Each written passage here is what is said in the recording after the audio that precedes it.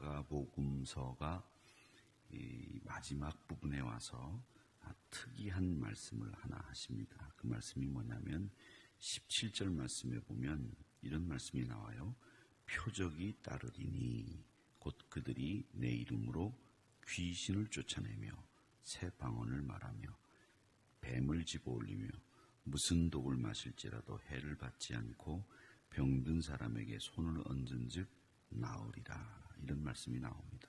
이게 표적이라고 하는 말인데 이 표적이라고 하는 말은 이 사인이라고 영어로 얘기를 할 수 있습니다. 또 한편으로는 미라클, 기적 정도로 해석을 할 수 있는 말씀이 이 표적이라고 하는 말씀입니다.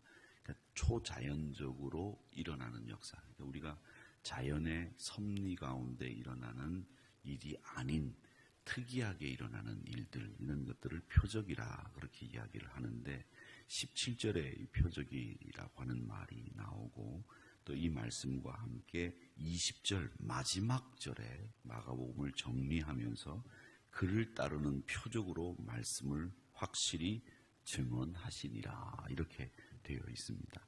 그래서 이 표적이라고 하는 말씀을 두 번 이 마지막 부분에서 하시고 있는데 이런 표적에 대해서 성경학자들은 이런 얘기도 합니다.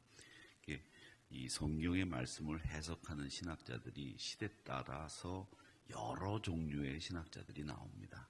그래서 그 신학자들의 특징을 가지고 어려운 말로 실존주의다, 보수주의다, 무슨 주의다 이렇게 분류를 해요.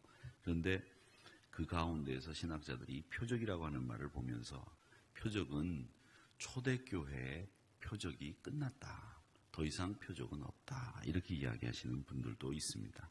그걸 근거로 해서 뭘 근거로 해서 얘기를 하느냐면 초대교회 이후에 표적의 역사가 나타난 것이 없지 않느냐 그렇게 얘기를 합니다. 결정적으로 고린도전서 13장 8절에 보면 사랑은 언제까지나 떨어지지 아니하나 예언도 패하고 방언도 그치고 지식도 패하리라. 우리가 부분적으로 알고 있는 것 그것은 예언으로 그것이 끝났다. 이제 온전한 것이 올 때가 됐으니 우리가 이제 주의 강림과 재림의 때에는 온전한 것이 이루어져서 예전에는 거울로 보는 것 같았지만 이제는 얼굴과 얼굴로 보는 것 같은 역사가 일어나게 될 거다. 이런 얘기를 하게 됩니다. 그 말씀을 통해서 초대교회 표적이 끝났다. 이렇게 이야기를 하시는 분들도 있습니다. 이게 이제 이 표적에 대한 시대적인 해석이겠죠. 그런 다음에 또 이 표적에 대해서 부정적으로 얘기하시는 분들이 뭐냐면 바리새인들과 서기관들이 예수님에게 항상 와서 얘기하는 게 뭐냐, 주문하는 게 뭐냐, 야 하늘에서 내려오는 표적을 우리에게 보여라. 이 말씀을 꼭 했거든요. 그러니까 예수님이 뭐라고 말씀하셨냐면 음란하고 패역한 이 세대에 내가 보여줄 표적은 요나의 표적밖에 없다. 그렇게 말씀을 하시면서 요나의 표적을 이야기하셨죠. 그 요나의 표적이라고 하는 게 뭐냐면 물고기 뱃속에 들어갔다가 3일 만에 나와서 요나가 다시 니느웨로 갔던 역사. 즉 3일 만에 인자가 죽음에서 일어난다라고 하는 이야기를 하시는 것. 그걸 이야기를 합니다. 그러니까 이 표적에 대해서 성경이 이야기하고 있는 것들을 보면서 신학자들은 표적이 끝났다. 그리고 그 표적은 바리새인과 서기관들이 예수님을 궁지에 몰아넣기 위해서 하는 말이었다. 이제 그렇게 이야기를 합니다. 그런데 고린도서에 가보면 고린도전서 1장 22절의 말씀에 보면 사도 바울도 이 표적이라고 하는 말에 대해서 좋지 않게 이야기를 해요.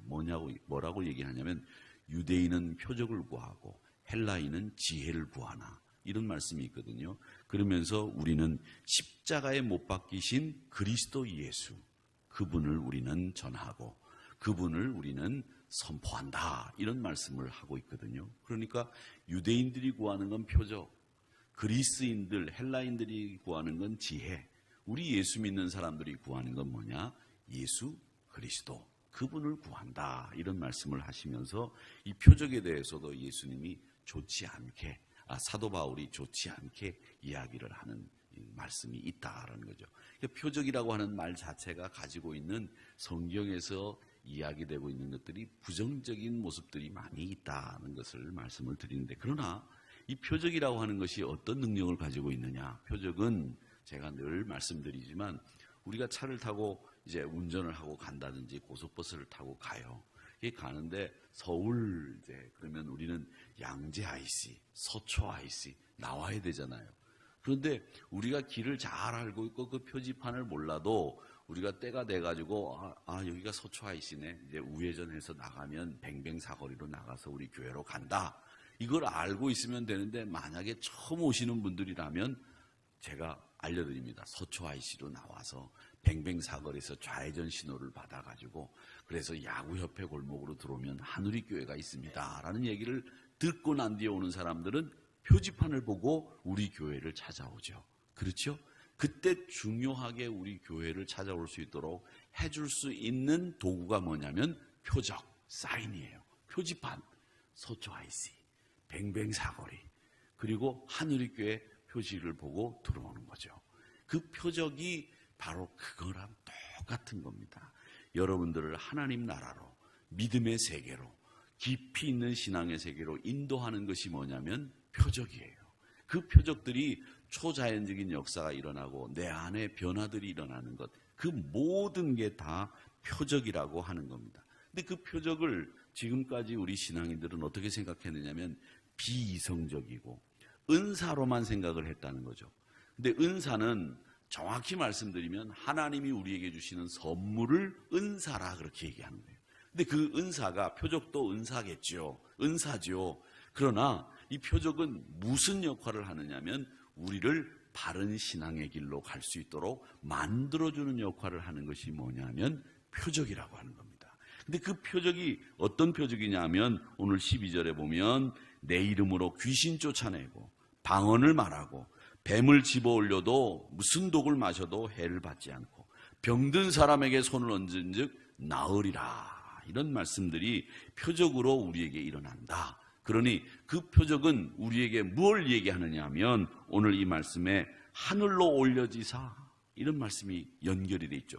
표적과 하늘로 올려짐이 왜 여기 같이 나오느냐. 이 표적이 결국 우리를 하나님 나라로 이끄는 가장 중요한 하나님의 은사요, 하나님의 선물이다라는 이야기를 오늘 이 말씀에서 하고 있는 겁니다. 그래서 이 마가복음서가 이제 다 모든 이야기를 정리하고 예수님의 이야기를 끝내면서 하는 이야기는 뭐냐면 예수님이 하늘로 올려지셨는데 우리가 예수님처럼 하늘로 올라가는 그 표적들을 많이 주셨다. 그 표적을 너희들에게 알려드리기 위해서 마가복음서를 썼으니 이 말씀을 읽고 그 표적을 따라 하나님 나라 가는 그 길을 열심히 따라가자라고 하는 뜻으로 이 표적이라고 하는 말씀을 하셨고 또 하늘로 올라가신 예수님의 기사를 이야기하고 있다라고 하는 것을 여러분 꼭 기억하시기를 바랍니다. 그래서 우리 예수 그리스도를 따라 하늘로 올라가는 믿음의 길, 그게 우리 신앙의 길이다라고 하는 것을 마지막으로 정리를 하는데 히브리서 13장 8절의 말씀에 보면 그런 말씀을 합니다. 그리스도는 어제나 오늘이나 영원히 동일하시다 이런 말씀이 있습니다. 우리 주님은 변함이 없는 분이에요. 늘 똑같은 분이라는 겁니다. 그분은 지금도 우리에게 은혜로 성령으로 우리에게 하나님의 사랑을 보여주시고 또 우리에게 능력과 표적으로 자신이 우리를 얼마나 사랑하는지 무리들에게 보이시는 분이 누구냐 하면 우리 그리스도 예수다라고 하는 것을 꼭 기억하시기를 바랍니다. 그래서 주님 때문에 행복하고 주님 때문에 하늘나라 가는 길이 활짝 열렸으니 주님이 보여주신 표적을 따라 주님의 길을 열심히 걸어가는 저와 여러분이 되시기를 주님의 이름으로 축원합니다. 아버지